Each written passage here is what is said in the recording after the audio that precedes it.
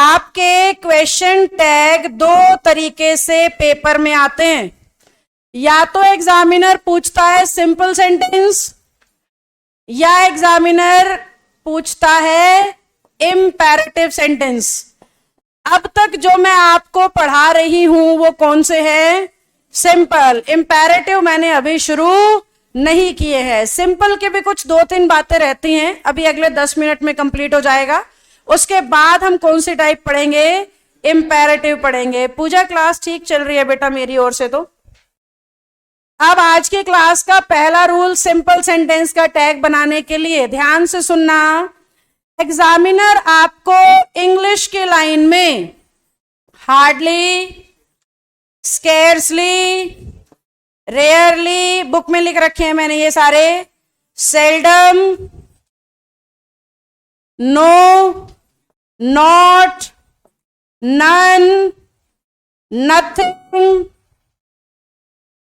Never, neither,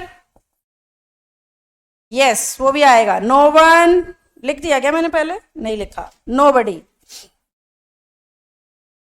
इसके अलावा to शब्द भी आता है, शायद बुक में नहीं है, ऐड कर लेना।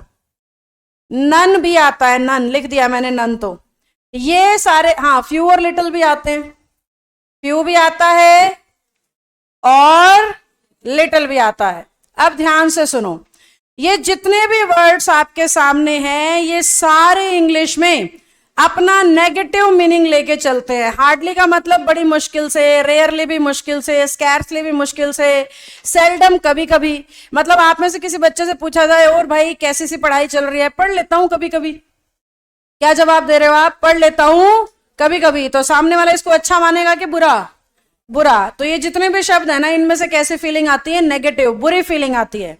तो इंग्लिश कह रही है इनका जो टैग बनाओ वो पॉजिटिव बनाना, क्योंकि सेंटेंस में अगर इन शब्दों को लगाया जाएगा तो ये सारे शब्द कैसे मान लिए जाएंगे? नेगेटिव मान लिए जाएंगे। और जब हमें सेंटेंस नेगेटिव दिया गया होता है तो टैग कैसा बनाना होता है? पॉजिटिव। कल यही तो पढ़ा था हमने, लास्ट वाले दोनों बातें ना करें। तो ये शब्द देखते ही हमें टैग कैसा बनाना है? पॉजिटिव। कैसे? मैंने कहा hardly does she come here, वो मुश्किल से ही यहां आती है, या वो यहां बहुत कम आती है। ये सेंटेंस बनेगा hardly does she come here. आपके हिसाब से टैग क्या बनाऊं? डज हमारी हेल्पिंग वर्ब, यस और नो। सेंटेंस हमारा नेगेटिव, तो टैग कैसा बनेगा? पॉजिटिव। यानी डज को नेगेटिव करने की कोई जरूरत नहीं है। और शी पहले से प्रोनाउन है तो कोई दिमाग चलाना ही नहीं था, बना बनाया टैग था सेंटेंस के अंदर, डज शी। तो इसके टैग बहुत आसान है, बस 2 जगह फंसता है बच्चा। कहां पे? फ्यू और लिटिल में। कैसे फंसता है? सपोज मैंने कहा I have read a few novels, एक, और दूसरा मैंने कहा I read only few novels. ऊपर और नीचे वाले में मैं जो अंतर कर रही हूं, किसी का ध्यान जा रहा है क्या? नीचे वाले में मैंने ए फ्यू लिखा है और ऊपर वाले में मैंने सिर्फ उसके आगे पीछे ए या दा का यूज नहीं किया है। अब ध्यान से मेरी बात सुनना। जब फ्यू अकेला आता है सेंटेंस को नेगेटिव करता है, अगर वो ए या दा के साथ आता है तो सेंटेंस को, यानी कि अगर फ्यू है तो सेंटेंस नेगेटिव और टैग बनेगा, पर अगर उसने ए फ्यू या दा फ्यू लिख दिया तो सेंटेंस पॉजिटिव और टैग बनेगा। तो अगर मुझे इस सेंटेंस का टैग बनाना है तो रेड को कौन सी वर्ब माने हम यहां? फर्स्ट फॉर्म या सेकंड फॉर्म? दोनों हैं, क्योंकि आई के साथ फर्स्ट फॉर्म ही आती है, प्लूरल वर्ब आती है ना आई के साथ।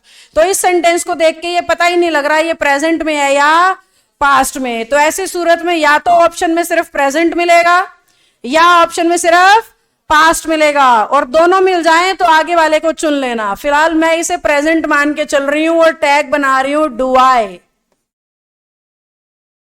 क्या बनाया टैग? Do I. क्यों? क्योंकि रेड मेन वर्ब की फर्स्ट फॉर्म है, फर्स्ट फॉर्म की हेल्पिंग वर्ब क्या होती है? डू। फ्यू से सेंटेंस नेगेटिव हो गया, टैग बनेगा पॉजिटिव। सब्जेक्ट हमें ऑलरेडी प्रोनाउन दे रखा था, कौन? आई। अब आपको नीचे वाला टैग खुद बनाना है। शाबाश। हमें रेड अब की बार थर्ड फॉर्म दिख रही है, यानी हैव हमारी हेल्पिंग वर्ब है। ये कॉन्सेप्ट कल सिखा के गई थी, याद करो। तो हैव हेल्पिंग वर्ब है। अब हेल्पिंग वर्ब को हम टैग में नेगेटिव करेंगे, क्यों? क्योंकि ए फ्यू से सेंटेंस कैसा हो गया? पॉजिटिव। और सब्जेक्ट हमारा कौन है? समझे कि नहीं समझे?